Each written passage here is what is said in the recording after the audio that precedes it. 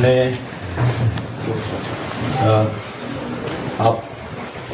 આપે એવી કોઈ મારા વતી સાંસદને અહીંયા બોલાવ્યા હતા અને નીલરાવને બોલાવ્યા હતા અને આપે એવું કીધું છે કે ચૈતરભાઈ 1.5 કરોડ માગતા હતા પણ માંડ 75 લાખમાં પૈતું છે અને એમને 75 લાખ રૂપિયા આપણે આપવાના થાય છે. ત્યારે સાંસદે એવું કીધું કે ના ભાઈ, આપણે 1 રૂપિયો આપવાનો થતો નથી.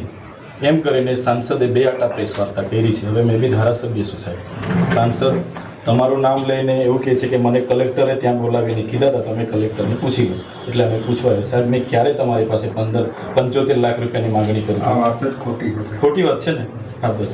તો આ મેં લેખિતમાં આવ્યો છું સાહેબ. તો સાહેબ મને સાહેબ આપશ્રી મને ન્યાય આપશો એવી માગણી છે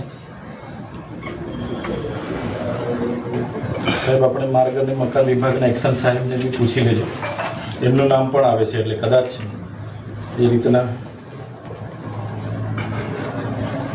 મેં તો સાહેબ સંકલનમાં માહિતી માગી હતી, એમાં મનસુખભાઈને પેટમાં દુખ્યું ને એમણે આ ડાયરેક્ટ મારા પર 75 લાખનો હિસાબ લગાવી દીધો.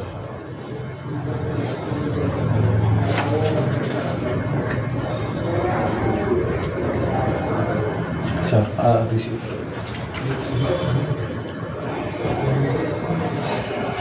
ઓકે, ધન્યવાદ સાહેબ.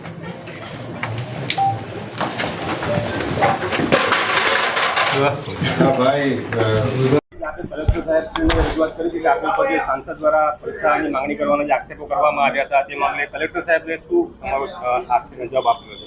2 દિવસ પહેલાં મનસુખભાઈ વસાવા ભરૂચના સાંસદશ્રી દ્વારા પ્રેસ કોન્ફરન્સ કરીને ચૈતરભાઈ વસાવા ડેડિયાપાડાના ધારાસભ્યએ 75 લાખ રૂપિયાની માર્ગ અને મકાન વિભાગના કાર્યપાલક ઇજનેર પર તોડ કરી અને કલેક્ટરશ્રીએ મને અને નીલરાવને રૂબરૂ બોલાવીને એની રજૂઆત કરી છે.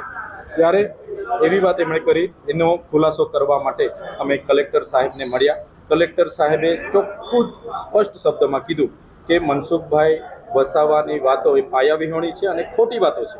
ત્યારે મનસુખભાઈને અમે વિનંતી કરીએ છીએ, તમે સિનિયર સાંસદ છો અને એક ધારાસભ્ય પર જ્યારે એલિગેશન કરો છો તો અમારે પણ શાક છે, રાજકીય કારકિર્દી અમારી તમે બગાડવા માંગો છો એવું સાબિત થાય છે.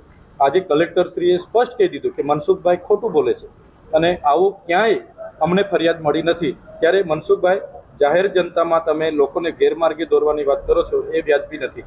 તમે જે કીધું છે કે તમે જે 10 કરોડની કાર્યાલય બનાવ્યું છે, એક પૈસા તમારા પગારમાંથી આવ્યા, તમારા શેરડીના હતા, કેળાના હતા, કે તમે કોઈ બેંકમાં લોન લીધી છે એની ખુલાસો કરો.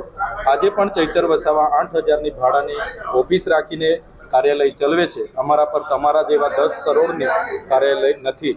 એનો ખુલાસો મનસુખભાઈએ કરવો જોઈએ. સાંસદે એવું પણ કીધું છે કે નાયબ કાર્યપાલક ઇજનેર છે બાંધકામના, એ ધ્રુજી રહ્યા હતા આ રજૂઆત કરતા.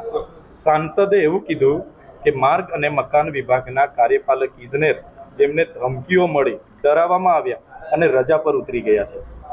તો આજે અમે કલેક્ટર સાહેબને પૂછ્યું તો કલેક્ટર સાહેબે કીધું કે બિલકુલ પાયાવિહોણી બાબત છે, સાંસદ ખોટું બોલે છે.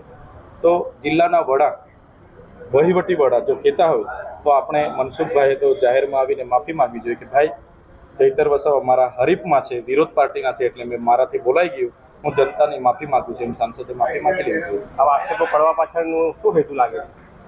આક્ષેપો કરવા પાછળનું જે પ્રકારે અમારું રાજકીય કદ વધે છે એ સાંસદ મનસુખભાઈ વસાવાને પચે એવું નથી. એમને આવનારા દિવસોમાં પોતાની ખુરશીનો ડર સતાવી રહેલો છે, એટલે પાયાવિહોણા આવા લાખો અને કરોડો રૂપિયાના આક્ષેપો અમારા પર કરતા હોય છે. આપણે આગળ કાનૂની કાર્યવાહીની પણ વાત કરી હતી કે જો સબૂત કેસ નહીં કરે. અમે મારા જે હાઈકોર્ટના લીગલી એડવોકેટ છે એમને બધું મોકલાવી આપ્યું છે, એમના વિડીયો બધું થોડા દિવસમાં આખી તૈયારી કરી એમના ઘરે મોકલવાના છે. અને અમને જરૂર લાગશે તો લીગલી નોટિસ આપવાના છે અને જરૂર લાગશે કોર્ટ કાર્યવાહી કરવાના છે.